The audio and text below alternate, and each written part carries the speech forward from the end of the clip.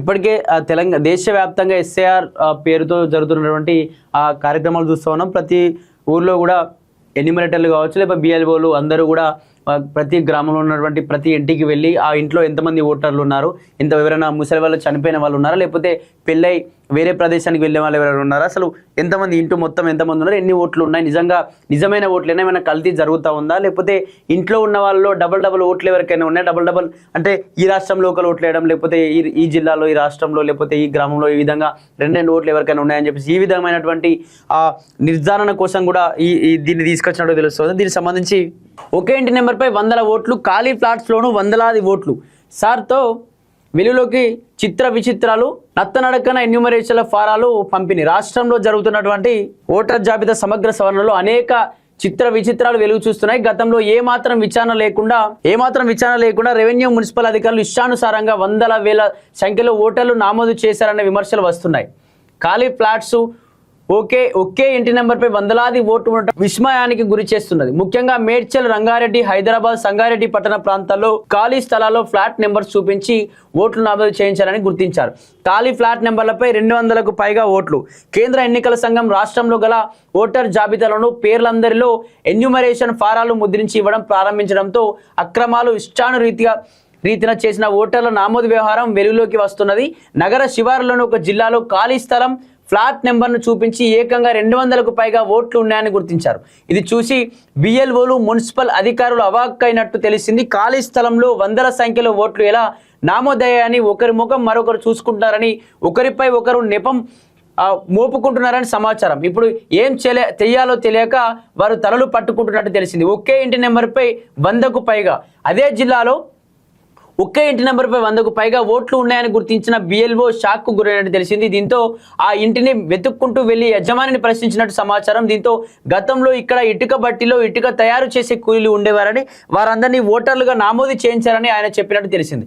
అయితే ఇప్పుడు ఆ 100 మంది ఎక్కడ ఉన్నారని ప్రశ్నించగా వారంతా వేరే ప్రాంతానికి వెళ్లారని సమాధానం ఇచ్చినట్లు సమాచారం. ఒకే ఇంట్లో 100 మంది ఉండడం సాధ్యమేనా, అలా ఎలా నమోదు చేశారని ఇంటి యజమాని నిలదీస్తే ఆయన నీళ్లు నమిలినట్లు తెలిసింది. ఇలాంటి ఘటనలు రాష్ట్ర వ్యాప్తంగా అనేకం వెలుగులోకి వచ్చినట్లు ఆయా జిల్లాల అధికారులు సమాచారం ఇస్తున్నారు. అలా ఇలా చాలా మంది అంటే దీనికి సంబంధించి ఒకే ఇంటి నెంబర్ పైన దాదాపు 200కు పైగా ఏ విధంగా మీరు ఓటర్లు నమోదు చేసుకుంటారని చెప్పేసి ఎలక్షన్ కమిషన్ సీరియస్ కావడంతో ఆ ఇంటి యజమానితో కూడా వీళ్ళు మాట్లాడేటువంటి ప్రయత్నం చేశారు.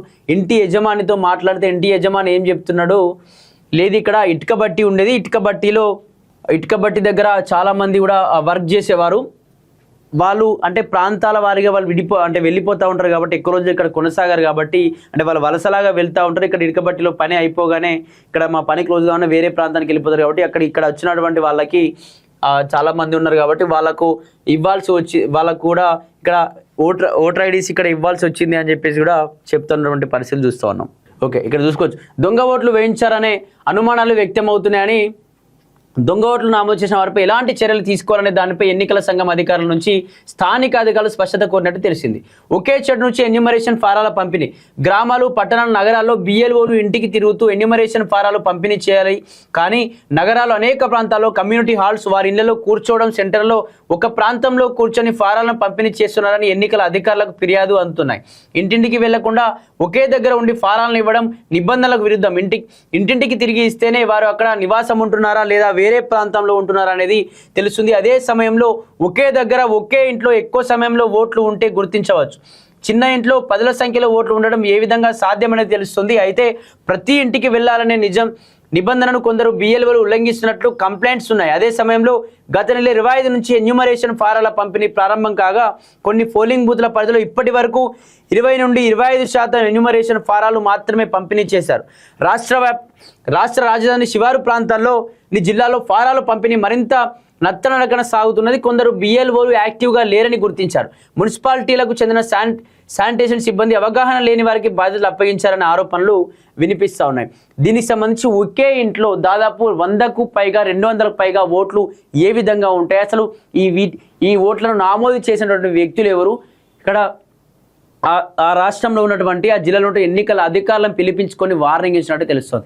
ఇక్కడ బిఎల్ఓల పేరుతో ఇక్కడ ఎవరైతే ఎన్యూమరేటర్లు ఉన్నారో వాళ్ళందరూ ఎక్కడికి వెళ్ళి నమోదు డీటెయిల్స్ తీసుకోవాలి అంటే ప్రతి గ్రామానికి వెళ్ళాలి, ప్రతి గ్రామంలో ప్రతి ఇంటికి వెళ్ళాలి, ప్రతి ఇంటికి వెళ్ళి ఆ ఇండ్లలో ఎంతమంది నివసిస్తూ ఉన్నారు, ఎవరైనా చనిపోయిన వారు ఉన్నారా, లేకపోతే వీళ్ళకి ఇక్కడితో పాటు ఇంకా ఈ రాష్ట్రంలో కావచ్చు, ఈ జిల్లాలో ఈ వేరే ఇతర ప్రాంతాల్లో ఏమైనా ఓటర్ ఐడి ఉన్నాయి, రెండు ఓటర్ ఐడీలు ఏమన్నా ఓటేస్తూ ఉన్నారా అని చెప్పేసి ఈ విధంగా వాళ్ళను అడగాలి, ప్రతి ఇంటికి తిరగాలి. కానీ ఇక్కడ ఓన్లీ నత్తనడక నడుస్తున్నట్టుగా కూడా తెలుస్తోంది అని ఇన్ఫర్మేషన్ అంతా ఉంది. ఎందుకంటే బిఎల్ఓలు ఎవరు కూడా ప్రతి గ్రామంలో వెళ్ళట్లేదు. కొన్ని గ్రామాల్లో మొదలు ఇంకా 20 నుండి 30% శాతం గ్రామాల్లో ఎక్కడా కూడా ఇంకా స్టార్ట్ చేయలేదు, ఈ ఎస్ఏఆర్ను ఇంకా స్టార్ట్ చేయలేదు అని చెప్పేసి కూడా ఎలక్షన్ డిపార్ట్మెంట్ చెప్తా ఉంది. దీనికి సంబంధించి వాళ్ళు ఒక గ్రామానికి వెళ్ళి లేకపోతే గ్రామ పంచాయతీ దగ్గరనో లేకపోతే ఏదైనా ఒక రైతు వేదిక లాంటి ప్రదేశాల దగ్గరనో ఉండి గ్రామంలో ఉన్నటువంటి ప్రజల్ని అక్కడికి రప్పించుకొని ఇక్కడ ఎంతమంది ఉంటా ఉన్నాం ఏంటి అని చెప్పేసి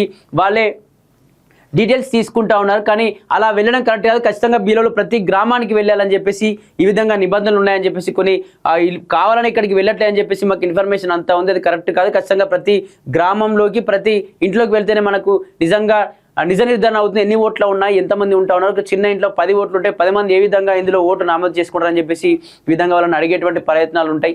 అలాగే బిఎల్ఓలు వాళ్ళు వెళ్లకుండా వాళ్ళు ఒకే ప్రదేశంలో ఉండి ఆ ఫామ్స్ ఏవైతే ఉన్నా ఫామ్స్ తీసుకొని శానిటరీ సిబ్బంది లోపల ఉన్నటువంటి మున్సిపాలిటీకి సంబంధించి కావచ్చు, లేకపోతే ఆ సఫాయికి సంబంధించిన వాళ్ళకు అసలు చదువు రాని వాళ్ళతో వాళ్ళని పంపించేసి ఇబ్బంది పెడతా ఉన్నారు. ఈ విధంగా చేయకూడదు. ఖచ్చితంగా బిఎల్ఓలు ప్రతి దగ్గరికి వెళ్ళాలి, ప్రతి ఏరియా దగ్గరికి వెళ్ళి తీసుకోవాలి అని చెప్పేసి కూడా ఇక్కడ దిశానిర్దేశం చేసినట్టుగా తెలుస్తూ ఉంది.